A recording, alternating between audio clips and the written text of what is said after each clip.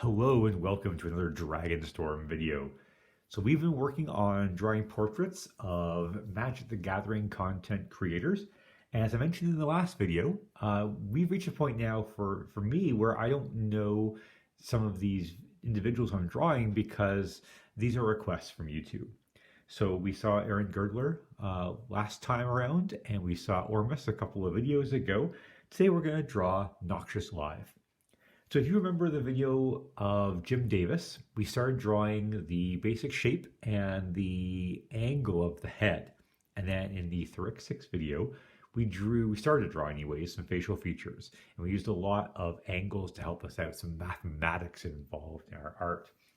So when I'm done all of those different angles and have figured out where all the facial features go, the drawing looks like this. And one of the reasons why I've held off on a video like this for a while now is that it really doesn't look very good yet. And this is one thing about art which I cannot stress enough. I think I mentioned it before. Art doesn't look good until it's finished. And what a prime example of this. This will eventually look like Noxious Live, and right now it looks like some kind of horrific movie bad CGI monstrosity. This is the Scorpion King from Mummy 2, except worse because it doesn't have any layers done. So you might reach this point after having gone through some of my videos and tried it out yourself and been like, wow, this Dragonstorm character has no idea what he's talking about. Don't worry, because honestly, a lot of what art is all about is the shading, the light and dark. And if you think back to the Jimmy Wong video, we saw how light and dark make a really big difference in the picture.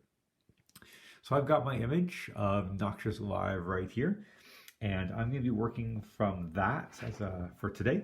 And again, 10 minutes is kind of like my comfort zone right now. I find that that's a good length of time to spend on a drawing, and it also is I mean, from an uploading point of view, a 10-minute video takes about an hour to, well, just less than an hour to upload on YouTube with my current situation, internet service provider wise. And that's a fairly significant amount of time. So that's part of the reason why I try and keep them to an hour, to 10 minutes. But also because I think 10 minutes is a good amount of time for a video where I'm just kind of drawing and talking. I'm not sure if you really want to watch me do more than that. And leave a comment if you think that it would be something you'd like to see a bit more of. But I know that whenever I watch like a CGB video, for example, like I'm good to go for about 20 minutes. And at the 30-minute mark, I'm kind of falling off.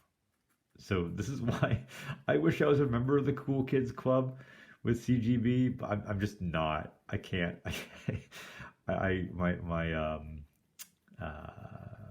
What's the word I'm looking for? My attention span? That's the word. Oh man, my attention span is really not that long. So yeah, sorry guys. So we're gonna keep it at 10 minutes. But again, if you think it'd be better to go longer, go for it. I'm just not sure if I could talk about interesting stuff for that long. We'll see though. I mean, I might surprise you and myself as well. So looking for where it's dark and where it's light, and I always find that the eyebrows are a good place to start. Lots of small lines because the eyebrows are made up of just individual hairs, lots of them usually. So by having a lot of them, it just kind of, instead of just like filling them in nice and dark, you might have the odd one, sticking up here and there. And that just adds a bit more realism too.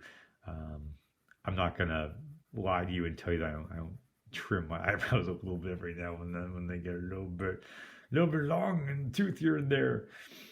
But the eyes in particular are what really, I think, make the face.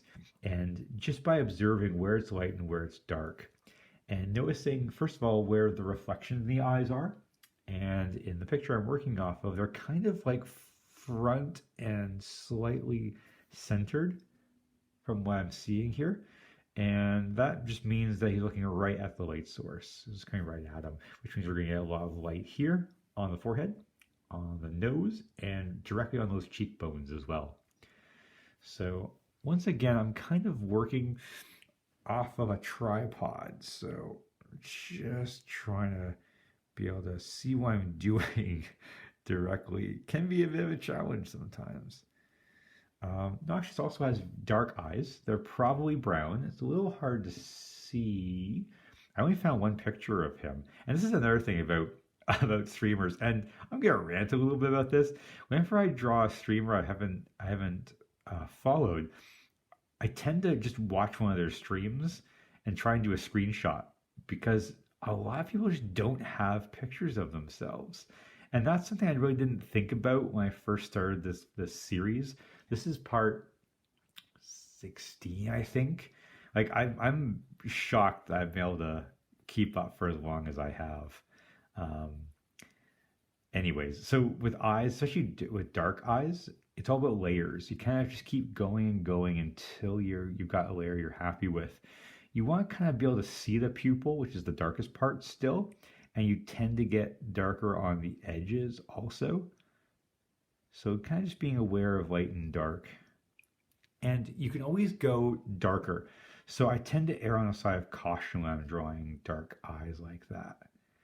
And just looking at seeing how big the pupils are here.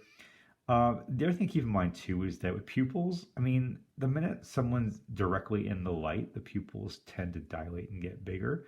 So again, start small and make them bigger if you need to. This is a pretty off, something's wrong with this pencil, so I'm gonna switch over. Sometimes the graphite in pencil, especially if it gets older, it kind of, it presses too hard on the paper. And I don't find that too often, but every now and then I come across a pencil, and I've got a lot of pencils here at home. I tend to accumulate them. Like, artists are the best to shop for because you buy them a pack of pencils, you buy them a blending stump, you buy them anything, and they are ecstatic. And I think my parents have got me so many art supplies, which is great. I love it. I love it to death. But it's so easy to shop for an artist. You just buy them art stuff. They will appreciate it for sure. So things like eyebrows and around the eye itself, you get lots of shading there. You tend to, again, because the light's coming directly at Noxious here, you're going to get shading on the edges. And you can see that in the picture as well. Like you've got some darkness here and here on either side, and it's lighter here in the middle. So just being aware of that. And the beauty of art is that as you get more practice, as you get more experience drawing, you kind of realize where these things happen, and you kind of just are adding it in without even really looking at the subject, because you know it's there. It's just one of those things. And you check every now and then to make sure, but usually once you've kind of, I don't want to say mastered, because mastered makes it sound like you're going to do perfect every time, and I don't. I've done videos which I haven't posted where it just didn't turn out, and it happens, and that's okay. And I don't post those because I'm vain, and I am worried that you will think less of me as an artist. But realistically, it happens where things just don't work out. And my sketchbook is full of pictures where things didn't work out. And maybe one day I'll actually just go through my sketchbook and just sort of show you, because it's true. Not everything you do is going to turn out perfect the first time, and that's okay. There's nothing wrong with that. You're allowed to make mistakes. You're allowed to learn from them. In fact, I think we learn best from our mistakes. So just here and there, kind of looking, again, I'm constantly going back to my picture because everyone is a little different. Another trick is to erase your guidelines. I've left mine in on purpose here.